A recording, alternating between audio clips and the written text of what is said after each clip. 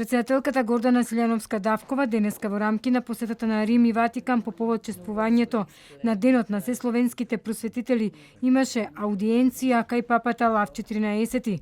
Таа истакна дека папата кажал оти ќе се вложи во решавање на проблемите со кои се соочува светот, но и во преиспитување на патот по кој што тргнале многу политичари, пат кој нема ништо заедничко со уметноста на политиката, туку главно се темели околу тоа кој, кога и како добива.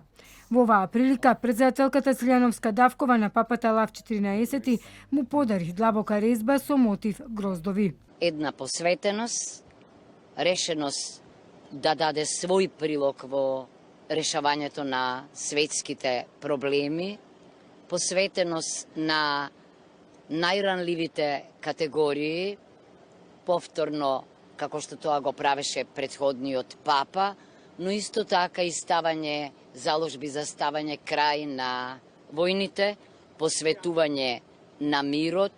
Исто така мисли дека по светот треба да се случат реформи во Обединетите нации, во смисла на нивно вклучување во решавањето на проблемите, ама исто така и преиспитување на патот по кој што тргнале многу политичари. Пат кој нема ништо заедничко со уметноста на политиката, туку главно се темели околу тоа кој, кога и како добива. Во рамки на посетата на Рим, председателката имаше средба со председателот на Италија Серджо Матарела, кој истакнал дека Европската унија не смее да дозволи да бидеме жртви на идентитетски прашања или нивна билатерализација, врзана за идентитетските прашања.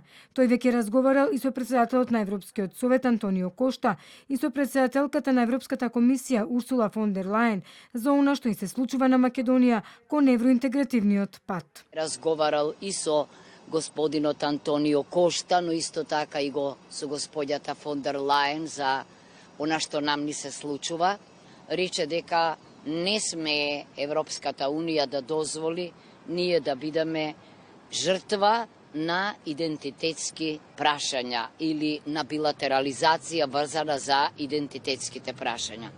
Очекува и јас очекувам да дојде до разговори со нашите соседи, да видиме кое може би е најдоброто решение. Јас повторно се разбира ги реафирмирав нашите заложби за гаранции, бидејќи ако ова биде уште една од промените за која што на која што укажува Европската унија, тогаш не само што нема ништо да добиеме ние, туку нема да добие ништо ни Балканот. И папата и председателот на Италија, како што истакна Силјановска-Давкова, кажале дека биле и остануваат наши пријатели и дека на тој пат нема да ги заборават ниту принципите на Европската унија, на кои потсетила и таа, бидејќи како што вели председателката, Европската унија без принципи и вредности не може да биде филозофија, не може да биде престижна и инспиративна заедница.